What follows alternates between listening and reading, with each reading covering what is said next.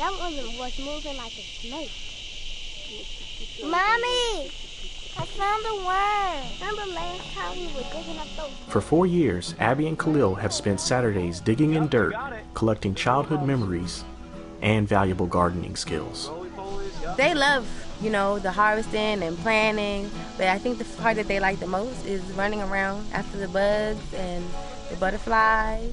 We have our little ones here demonstrate what we're doing and explain. It's not just Abby and Khalil. Since 2002, families have gathered on Saturdays from August to May for the Growing Food, Growing Together program at the Washington Youth Garden. Depending on other weekend priorities, different families come on different Saturdays. Together they plant, harvest crops, and share time together. With our Growing Food, Growing Together program, which is our family program, we recognize the importance of being able to touch the entire family, for them to be involved in the experience collectively. We live 2 minutes from here. Had no idea this existed. At night or open up at night. My husband and I have been married 18 years. We are now slowly learning how to take care of our health. This is like going out to West Virginia or something. It's a world away from worlds. Started in 1971, the 1-acre plot is tucked inside the National Arboretum's 446 acres of land. Everything from flowers, herbs, to fruits and vegetables are planted for harvest, all under the watchful eye of Program Director Kaifa Anderson Hall. Her connection to the youth garden began with the 5th and 6th grade program. That was when the first seed was planted in me. Now serving as Program Director, I recognize the importance of what we do even more with our young people and families.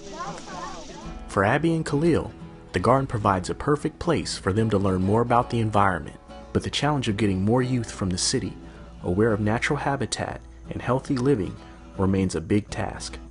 There are pockets of the city that do not have access to fresh fruits and vegetables. Unfortunately, Washington, D.C. has one of the highest incidents of childhood obesity. You can't dice. You can dice. I think I would probably start eating more vegetables because they opened me up to some vegetables I would not have usually eaten. A day earlier, I watched district teens in another program called Seed to Supper learn some healthy living skills through garden and cooking techniques. For these kids, the importance of responsibility, teamwork, and sharing are reinforced while working in the garden and with staff. You get those who right away come out and are excited, and then others that you have to sort of, pull along and bring that energy and excitement out of them. I think the biggest thing that I've learned is learning to respect nature, and it's like how everything grows. Why don't we get everyone over here getting these potatoes out? These are called fingerlings. They're really, really small potatoes, and they're really tasty. And this is how they're supposed to be. After a quick lesson from Abby and Khalil, courtesy of garden coordinator Chris Terse, the group vans out to collect potatoes. It's all part of the program's efforts to have families grow together and share the experience of working together in the garden and at home. Our culture, we're Mayans, from Guatemala. This is where our people come from. This is who we are. And they actually can see it and feel it and smell it and eat it. For Abby and Khalil, it's an opportunity to build on today's lesson, digging potatoes.